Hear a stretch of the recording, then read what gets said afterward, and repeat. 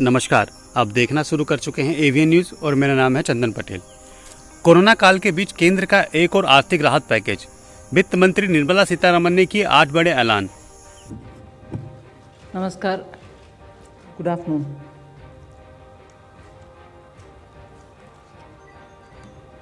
Today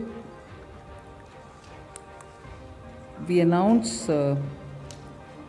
some relief measures.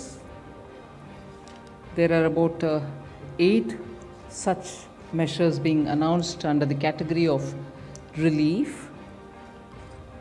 4 of which are absolutely. केंद्रीय वित्त मंत्री निर्मला सीतारमण ने सोमवार को कोविड संकट से निपटने के लिए 8 आर्थिक उपायों की घोषणा की है। उन्होंने कहा है कि हम लगभग 8 आर्थिक राहत उपायों की घोषणा कर रहे हैं, जिनमें से 4 बिल्कुल नए हैं और एक विशेष तौर पर स्वास्थ्य बुनियादी ढांचे के लिए है। The one item on health infrastructure is also new. Health sector के लिए 50,000 करोड़। वित्त मंत्री ने आर्थिक उपायों की घोषणा करते हुए कहा है कि कोविड से प्रभावित सेक्टरों के लिए 1.1 लाख करोड़ रुपए की क्रेडिट गारंटी योजना है और स्वास्थ्य सेक्टर के लिए 50,000 करोड़ रुपए रखे गए हैं। नई क्रेडिट योजना, क्रेडिट गारंटी योजना जो कि एक नई योजना है, 25 लाख लोगों को होंगे लाभ। सूक्ष्म वित्त संस्थाओं द्वारा छोटे से छोटे उधारकर्ताओं को लोन दिया जाएगा। अधिकतम 1.25 लाख रुपए उधार दिए जाने हैं। फोकस पुराने कर्जों को पूर्ण भुगतान पर नहीं बल्कि नए कर्ज देने पर है। वित्त मंत्री ने कहा है कि नई क्रेडिट गारंटी योजना के तहत ब्याज दर 3 साल की ऋण अवधि के साथ आरबीआई द्वारा निर्धारित दर 2% कम है।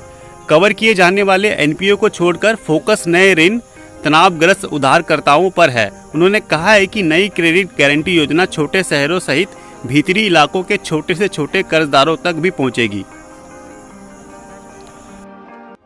5 लाख अंतर्राष्ट्रीय पर्यटकों से नहीं ली जाएगी वीजा फीस। वित्त मंत्री ने कहा है कि एक बार अंतर्राष्ट्रीय यात्रा फिर शुरू होने के बाद भारत आने वाले 5 लाख पर्यटकों को वीजा फीस नहीं देनी होगी। योजना 31 मार्च 2022 तक लागू है। ये पहले 5 लाख वीजा वितरण के बाद बंद कर दी जाएगी।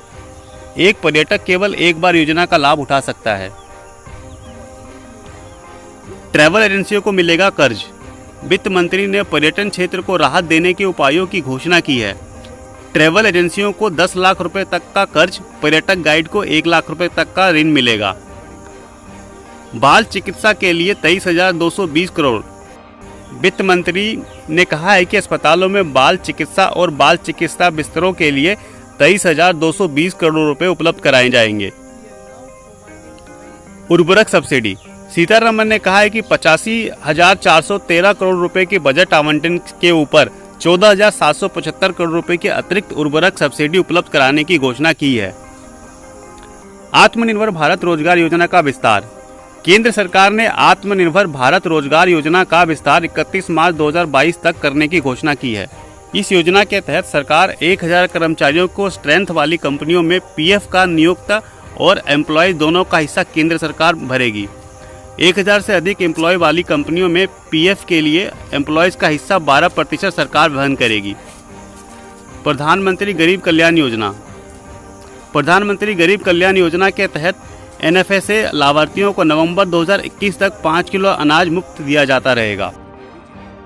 ये निर्णय किया कि मई महीने से लेकर दिवाली तक यानी कि नवंबर महीने तक इस साल देश के गरीबों को अन्न की ये योजना जारी रहेगी। Starting from this year, last year there was 0.25% of GDP for power reforms. Just wanted to clarify. This year it is 0.5 for this year and the next 4 years. Thank you, ma'am. Friends, we close the press conference now. Thank you, everybody.